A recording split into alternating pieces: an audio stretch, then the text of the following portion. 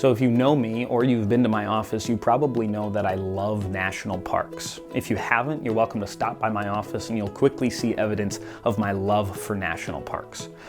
But my favorite park is Olympic National Park in Washington, and part of the reason is that tucked away in the Hoh Rainforest between the coast and the Olympic Range is a small red rock, and that red stone is a marker for this project called the Last Square Inch of Silence.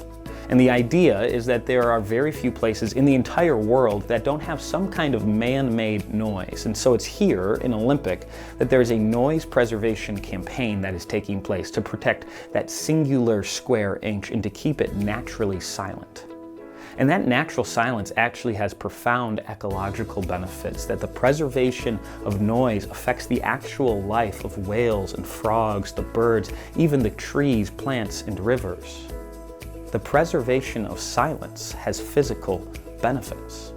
And I think this is true of the human life, the spiritual life. We live in a world that is filled with noise. There are messages of hustle and hurry. There are few parts of our life that are not permeated with noise. And especially in this season, we are busy people, always running from thing to thing. But when we turn to the scriptures, we find a way of life that is much calmer and collected, slower and graceful, that preserves a silence, a way of life where we are deeply connected to the God who made us and to ourselves.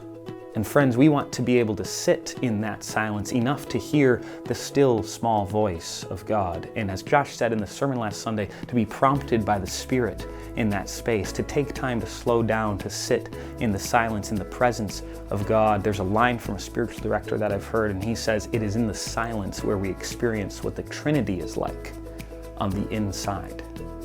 Makes me think of the words of the psalmist in Psalm 46, "Be still and know that I am God." And there's a practice, it's similar to Lectio Divina, where we can remove the words from a line of scripture like that and still find beauty and truth in it. And it's almost there that we can pull out deeper meanings. And so when we hear, "Be still and know that I am God," we can actually hear, "Be still and know." And again, we can hear, just be still. And simply, we can hear, be. Friends, grace and peace be with you.